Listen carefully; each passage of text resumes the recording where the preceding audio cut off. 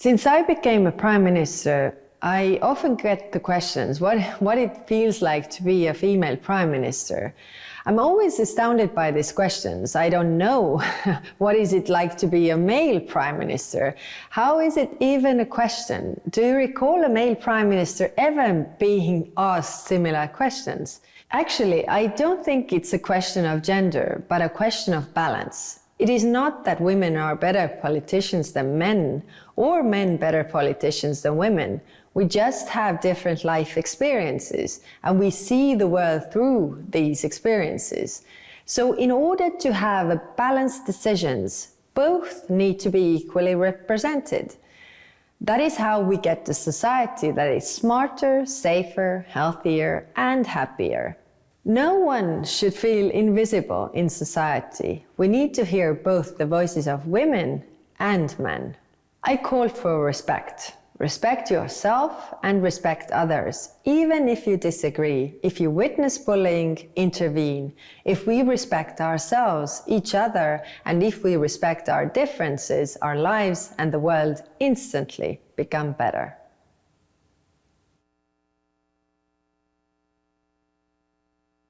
Please welcome former Secretary of State Hillary Rodham Clinton.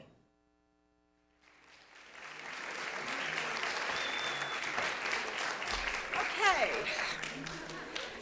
Oh, this is so exciting. Now, we're about to open up for the rest of the afternoon a discussion of global women's issues, and I can tell you, you have just an amazing lineup of women leaders and activists to hear from, because the truth is that women's issues in one part of the world are shared by women in every part of the world. As we were just hearing about the discussion on the economy, there are similarities across the board, no matter where you are.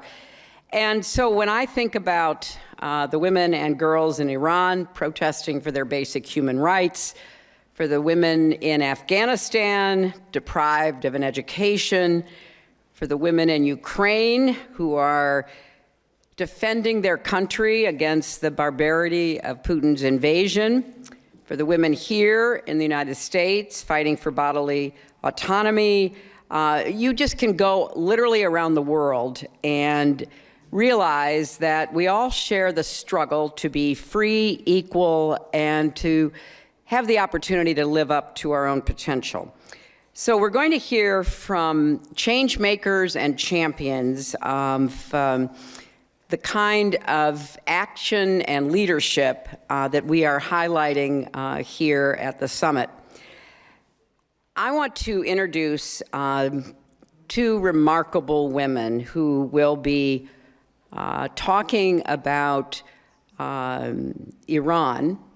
And the first, ALYSE Nelson, is the president and CEO of Vital Voices. She's someone I have worked with for many years. She's actually someone who, as a young student, got herself to Beijing in 1995 because she was interested in women's issues. And she's been on the front lines of change and leading Vital Voices ever since. And the next person you'll meet is GISSOU Nia, who is the Director of Strategic Litigation Project for the Atlantic Council. I had the honor of joining both ALYSE and GISSOU at an event in New York on Monday to launch a campaign called Eyes on Iran, which is a multimedia art activation to make sure the public does not forget or ignore the brutal crackdown on Iranian women and girls.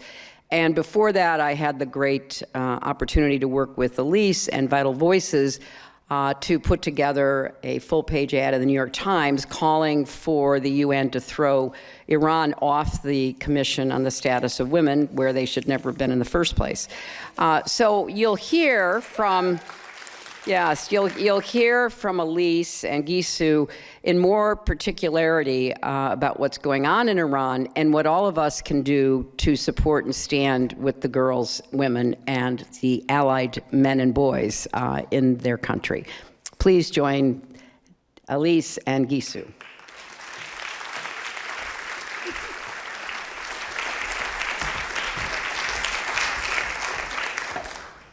Well, thank you, Secretary Clinton. I know all of us in this room agree that, man, oh man, ever since she said those words in Beijing 27 years ago, women's rights are human rights, she has never let anyone forget it behind closed doors, on public stages, in the media.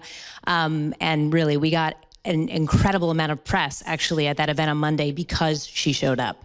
And this is, I mean, just so indebted to her. So I'm thrilled to be joined by our incredible partner, GISSOU to talk about what, quite frankly, what we are seeing in Iran is historic. It is the first time that young women, teenagers, are both the spark and the engine of a revolution. And so, GISSOU, if you could maybe start off by just giving us a glimpse into what's going on inside the country. We hear so many different numbers. We hear, you know, the average age of those arrested is 15. Give us a glimpse from what you're hearing, because I know you're very much in touch with women leaders inside.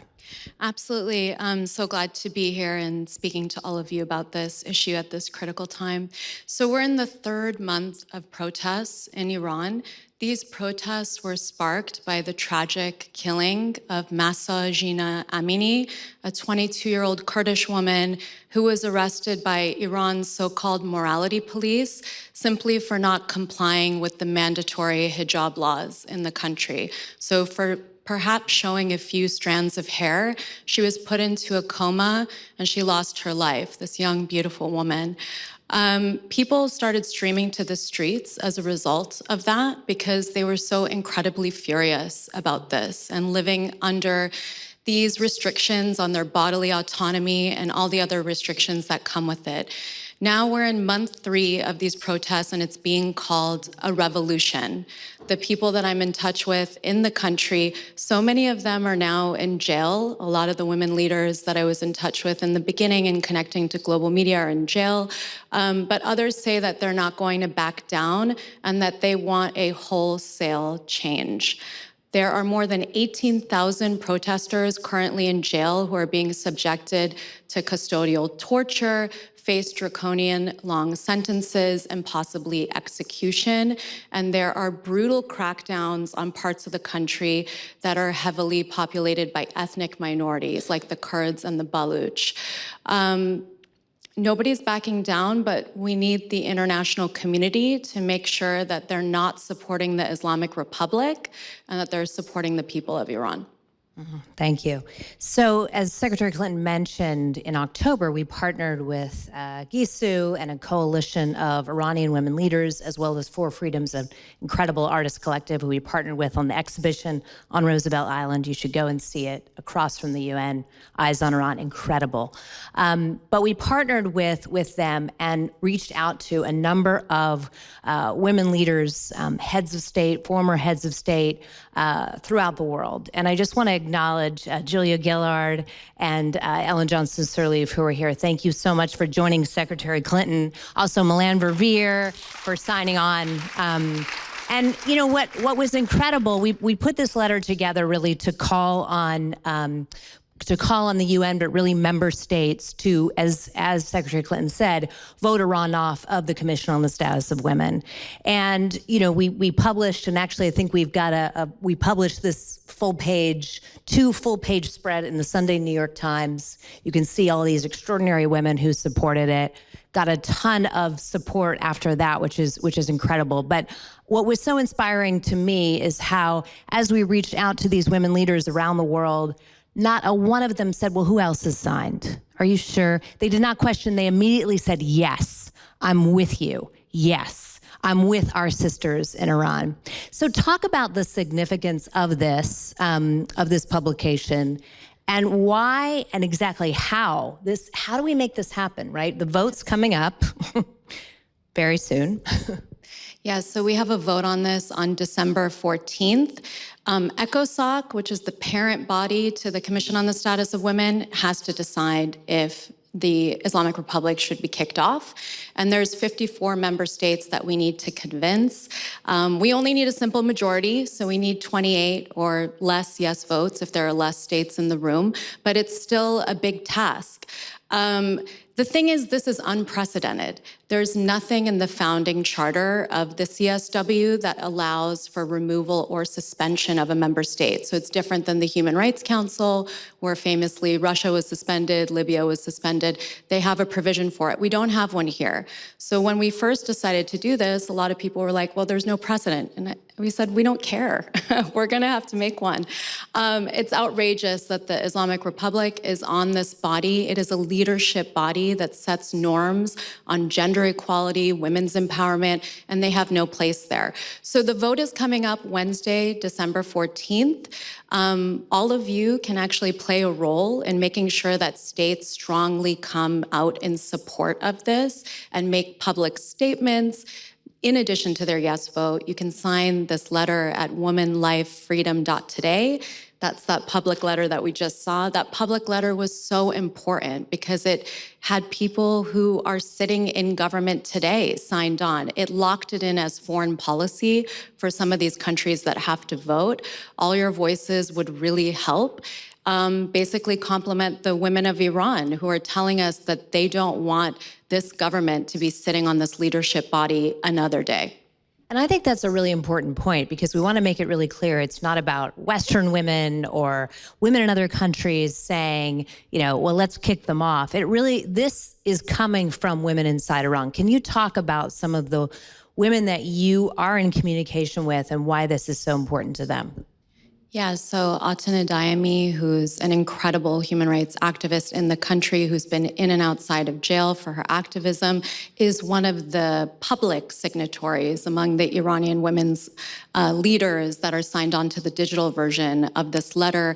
Many, many others, some of whom are in prison right now, are in solidarity with these demands, but for security reasons, because they would face torture and goodness knows what else. They're not publicly signed on, but they all support it. A lot of them ask, what is even the point of the UN? So I think there's definitely a lot of dismay and disappointment with some of these international institutions. But after seeing that the Human Rights Council in Geneva voted in support of a fact-finding mission on Iran last week, they are starting to have more hope that the international community is with them, and they definitely think that the Islamic Republic needs to be removed. So this is a call from women inside the country. Indeed, they are taking to the streets to protest against what the Islamic Republic says is a woman's role, and what the government says is a woman's role is only inside the home. They're very proud of that. They're very proud of the fact that if I lived in Iran, I wouldn't have rights in marriage, divorce, inheritance, custody. They're proud that my testimony in a courtroom would be worth half that of a man. They're proud of the fact that I could be stoned if I commit adultery. And they're very, very proud of the fact that I would be forced to wear a head covering and loose clothing, even if it wouldn't be my choice to do so. So they're proud of their gender discriminatory laws, and those need to change. Now, for those people, yes. For those people that say, well, isn't it better that we're in conversation, in dialogue? Do we really want to kick someone off? What do you say to those people? Well, they've had these laws for 43 years. And there's been a lot of talk about reform and this and that. It hasn't gotten us anywhere, actually. It's gotten us to a point where now women's rights are more strictly regulated than ever, where a 22-year-old woman was killed in custody, where they're killing and torturing and also sexually assaulting 15, 16, and 17-year-old girls. So engagement hasn't really gotten us anywhere from what I can see. And what I think should be happening is that governments around the world and the international community should be listening to Iran's women and girls, platforming them, doing as President Macron did when he met with some of our top women's rights leaders, and acknowledging that there's a revolution in the country and that they're going to support the people of Iran. Okay, so just in our final moments, let's just talk, kind of break this down, because we do have a room of people who know people and can get involved in helping. So ECOSOC is the parent body of the Commission on the Status of Women. There are 54 members across every geographic region. And one of the things that we need to do is figure out who's going to vote yes and who is going to vote no and who is going to abstain. So can you give people a little bit of insight into which countries we really need to target and how people can help target? Absolutely. So if any of you know the prime ministers, the presidents, or the foreign ministries of Mexico, Argentina, Chile, Colombia, Nigeria, Cote d'Ivoire, there's a whole list that I could maybe send later. Yeah, South Korea, Japan. All of these countries, well, I think Japan's voting yes.